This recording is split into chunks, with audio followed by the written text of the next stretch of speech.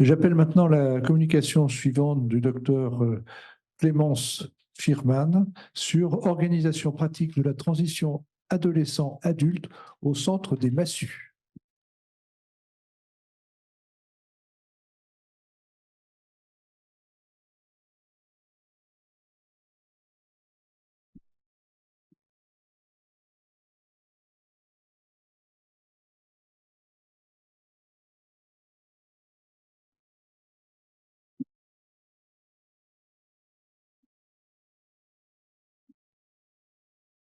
Je vais vous présenter l'organisation de la transition adolescent-jeune adulte pour le patient paralysé cérébral marchand, telle qu'elle est organisée actuellement au centre des Massus.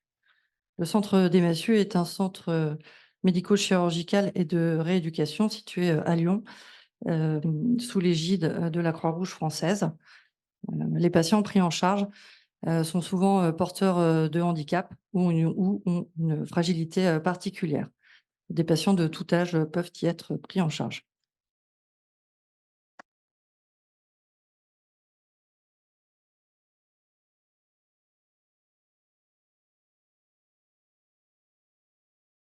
Cette transition adolescent-jeune adulte concerne les patients entre l'âge de 15 ans et l'âge de 25 ans. Si le législateur a fixé une limite très claire, toute personne devient adulte le jour de la date anniversaire de ses 18 ans. Il n'existe pas de définition de la majorité en médecine, hein. On peut considérer, notamment sur un plan orthopédique, que nos patients sont physiologiquement adultes avant leurs 18 ans, pourquoi pas dès l'âge de 16 ans, voire dès l'âge de 15 ans, en fonction de leur maturité. Quelle que soit cette limite d'âge, cette transition consiste à passer d'un suivi pluridisciplinaire organisé autour du patient à un suivi pluridisciplinaire qui associe médecins de médecine physique et de rééducation et chirurgiens orthopédistes, donc d'une équipe pluridisciplinaire pédiatrique à une équipe pluridisciplinaire adulte.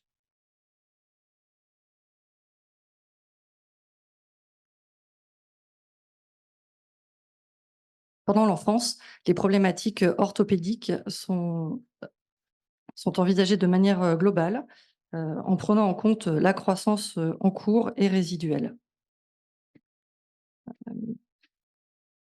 Le but de cette prise en charge est de prévenir les déformations orthopédiques et le recours à l'appareillage est très fréquent. Le projet médical du patient est bien sûr intégré à la vie familiale. Enfin, concernant la relation de soins, il s'agit d'une relation entre le patient, le soignant et les parents, soit une relation triangulaire. À l'âge adulte, les problématiques orthopédiques sont souvent plus focales, avec une chirurgie qui pourrait être plus localisée. Un questionnement esthétique peut émerger.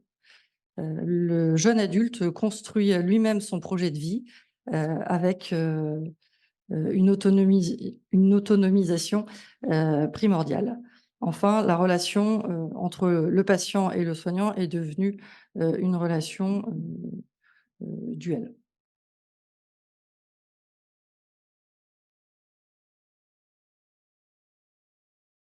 Les enjeux de cette transition sont multiples. Il s'agit d'éviter la rupture de suivi, d'éviter la reprise du suivi à l'âge adulte par la complication et surtout d'éviter les changements d'équipe en cours de projet chirurgical.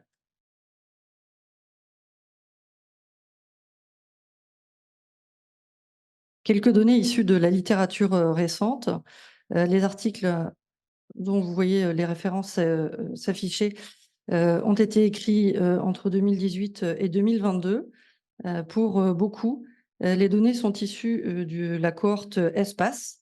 La cohorte Espace a été réalisée par la Fondation Paralysie cérébrale à l'aide de questionnaires adressés aux patients, qu'ils soient enfants, adolescents ou adultes. La cohorte regroupe quasiment 1000 patients. Ces articles mettent en évidence la difficulté pour les patients d'obtenir un suivi de qualité à l'âge adulte, notamment en termes de rééducation, la difficulté d'être prise en charge par des praticiens médicaux et paramédicaux formés spécifiquement à la spasticité, les Les patients rapportent également des douleurs qui augmentent avec l'âge. Et enfin, toutes ces études insistent sur le fait que la transition est une période charnière critique où il y a le plus de ruptures de suivi. Quelques recommandations ont été éditées en 2012 par la Société française de médecine physique et de réadaptation sous le label de la Haute Autorité de Santé.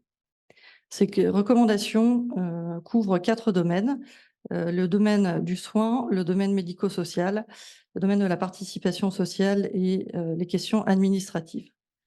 Dans ces 4 domaines, les recommandations convergent. Il s'agit d'impliquer le patient, de favoriser une transmission complète de l'information médicale, si possible sous forme écrite, entre les équipes pédiatriques et les équipes adultes. La transition ne doit être envisagée que lors d'un moment de stabilité clinique du patient. Enfin, les consultations en binôme entre les équipes pédiatriques et adultes sont à favoriser autant que possible. Alors voici la transition telle qu'elle est organisée au centre des Massues. Jusqu'à ses 18 ans, les patients sont pris en charge par un médecin de médecine physique et de rééducation pédiatrique. Puis, vers l'âge de 18 ans, au cours d'une consultation pluridisciplinaire de transition, le médecin de médecine physique et de rééducation adulte prend le relais. Concernant le suivi orthopédique pédiatrique spécifique, il est assuré par un chirurgien orthopédiste pédiatrique jusqu'aux 25 ans du patient, approximativement, puis un chirurgien orthopédiste adulte prend le relais. Cette organisation a été retenue en fonction des contraintes locales, c'est-à-dire que les services d'hospitalisation de MPR sont distincts au centre des Massues pour les enfants et pour les adultes, ce qui n'est pas le cas pour le service de chirurgie orthopédique qui accueille les patients à partir de l'âge de 10 ans. Et enfin, cette organisation a le mérite de proposer un tuilage qui évite un changement complet d'équipe aux alentours des 18 ans du patient, qui est souvent assez mal vécu. Au cours de cette transition, quelques problématiques émergent. Nos patients sont souvent victimes de ce qu'on appelle un burn-out physiologique, c'est-à-dire que leur organisme a été tellement sollicité au cours de leur enfance et de leur adolescence afin d'obtenir le meilleur niveau fonctionnel possible, qu'ils sont parfois en difficulté dans leur quotidien. Il faut alors savoir adapter leur rythme fonctionnel, pourquoi pas en acceptant des aides techniques à certains moments de la journée ou de leur vie quotidienne pour permettre de conserver un niveau fonctionnel global satisfaisant. Nos patients mettent en place pendant l'enfance une stratégie dite de coping qu'on pourrait traduire par faire face, puisqu'ils ont à subir des soins inconfortables, voire douloureux et fréquents. On sait que cette stratégie mise en place par tous nos patients dans l'enfance entraîne à l'âge adulte des phénomènes de douleur chronique, d'anxiété et de dépression qu'il faudra savoir dépister. Enfin, nos patients ont parfois des pathologies de surutilisation, notamment aux membres supérieurs, avec des tendinopathies, une arthrose précoce, globalement un vieillissement plus précoce de leur organisme. Et il ne faut pas oublier leur état de santé général. Comme tout patient, nos patients peuvent avoir des problèmes pour être suivis en médecine générale en ville. Et il ne faut pas oublier que tout patient porteur d'un handicap est souvent vu uniquement à travers le prisme de ce handicap, quels que soient les symptômes ou la pathologie en question. Pour faire face à ces problématiques, nous avons de nombreux outils. Les patients sont évalués régulièrement par des vidéos, par des bilans réalisés par les kinésithérapeutes, bilan articulaire, bilan d'évaluation moteur fonctionnel global, évaluation de l'index de dépenses énergétiques, des blocs moteurs ou des tests à la toxine botulique à forte dose peuvent être réalisés, en particulier soit à visée thérapeutique, soit si un projet chirurgical est envisagé. L'analyse quantifiée de la marche a toute sa place dans ces outils d'évaluation.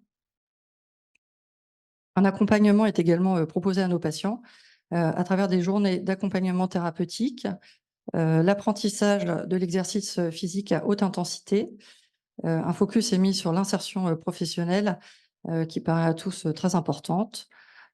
Enfin, le principe de pair-émulation, c'est-à-dire de patient partenaire, se développe de plus en plus avec actuellement un patient partenaire qui est salarié de l'établissement.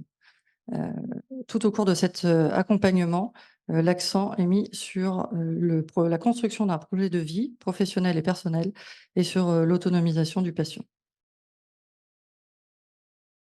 Le suivi est réalisé à l'âge adulte, au mieux tous les 5 ans, et si un élément de fragilité est détecté, tous les 2 à 3 ans. Alors, quelle est la place de la chirurgie dans ces outils pour résoudre les problématiques qui ont pu émerger au cours de la transition? Eh bien, la chirurgie est tout simplement un des outils. Elle est toujours décidée en réunion de concertation pluridisciplinaire avec le plus souvent une décision de chirurgie multisite. Alors, voici un exemple de vidéo réalisée pour le même patient. Si la vidéo se lance. Au cours de 3 âges de la vie, donc la colonne de gauche, le patient avait 8 ans.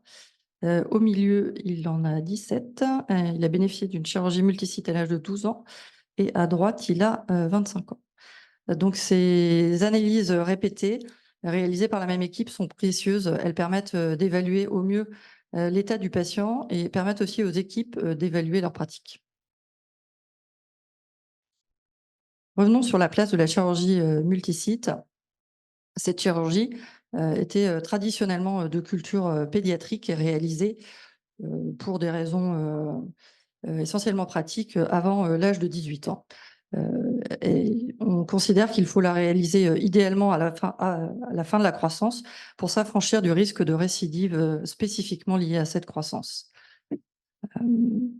Elle est en théorie réalisée en un temps opératoire. Pour ceux qui ne sont pas familiers avec le concept de chirurgie multisite, il s'agit de réaliser en un seul temps opératoire tous les gestes orthopédiques envisagés. Parfois, pour des raisons pratiques de durée chirurgicale essentiellement, on préférera réaliser cette chirurgie en 2 temps opératoires séparés de quelques jours. Alors, existe-t-il réellement une limite d'âge pour pratiquer cette chirurgie? Probablement pas. Il faut juste garder à l'esprit que le temps de rééducation est doublé chez l'adulte et que le risque de pseudarthrose augmente avec l'âge. Voici ici l'exemple d'un patient âgé de 30 ans qui a été opéré par ma consoeur il y a 1 an. Alors vous le voyez sur les vidéos du haut avec un très bon niveau fonctionnel et gêné entre autres par une rotation interne très importante au niveau des jambes. Hem Les vidéos du bas montrent le patient toujours en cours de rééducation, d'où le niveau fonctionnel moins bon puisqu'il se déplace avec 2 cannes. On considère en pédiatrie que l'efficacité d'une chirurgie multisite est estimée au mieux à 18 mois post-opératoire. On peut donc considérer que chez un adulte, il faut attendre au moins 2 ans post-opératoire, si ce n'est plus. Je voulais maintenant vous parler de 2 programmes qui ont été mis en place par mes collègues médecins de médecine physique et de rééducation au Centre des Massions. Une journée d'éducation thérapeutique à destinée des patients paralysés cérébraux adultes. Il s'agit de la journée GAP qui a lieu en groupe avec des patients partenaires. Madame P, vous pouvez trouver sa vidéo sur YouTube, qui est une patiente soignante puisqu'elle était infirmière, et Madame D, qui agit au nom de la Fondation pour la paralysie cérébrale. Le but de ces journées est, à travers des ateliers pluridisciplinaires, d'aider les jeunes adultes à mettre des mots en fait sur les besoins qui émergent dans leur quotidien et à trouver des solutions pour résoudre les problématiques qui apparaissent. Il y a aussi tout un travail qui est effectué sur les peurs, les croyances et les comportements qui résultent de leur pathologie, que ce soit des comportements du patient ou de leurs proches. Notamment ces journées commencent en général en demandant aux patients de définir leur pathologie et vous seriez étonnés de vous rendre compte que des patients qui ont été dans le système de santé quasiment depuis leur naissance ne savent pas concrètement en quoi consiste leur pathologie, alors qu'ils vont passer à un âge adulte où ils doivent être définitivement acteurs de leur prise en charge et savoir demander à leurs praticiens ce qui pourrait les aider. Un passeport dit passeport transition a été édité pour faciliter cette transition. Il s'agit d'un petit document qui permet de résumer simplement l'histoire de la pathologie du patient, l'historique des traitements, euh, que ce soit les injections de toxines, les médicaments qui peuvent être associés ou les chirurgies qui ont été effectuées, un focus sur l'appareillage et enfin les coordonnées des équipes qui ont pris en charge le patient en pédiatrie et qui le prendront en charge euh, dans sa vie d'adulte. En conclusion, je dirais que la transition se prépare au mieux dès l'enfance. Elle ne se conçoit que dans un contexte de pluridisciplinarité, que ce soit chez l'enfant ou chez l'adulte. La continuité et la cohérence du projet médical sont essentielles et gages de réussite de cette transition. Enfin, le patient doit être acteur de son parcours de soins dès son plus jeune âge. Et il ne faut pas oublier de rappeler à nos patients que le suivi de leur pathologie, la paralysie cérébrale, est un suivi à vie. Merci beaucoup. Alors, je voudrais préciser quand même pour nos collègues qui nous suivent de l'étranger, et je vois qu'ils sont nombreux, qu'on fera les questions à la fin. C'est-à-dire on va les regrouper sur toutes les communications.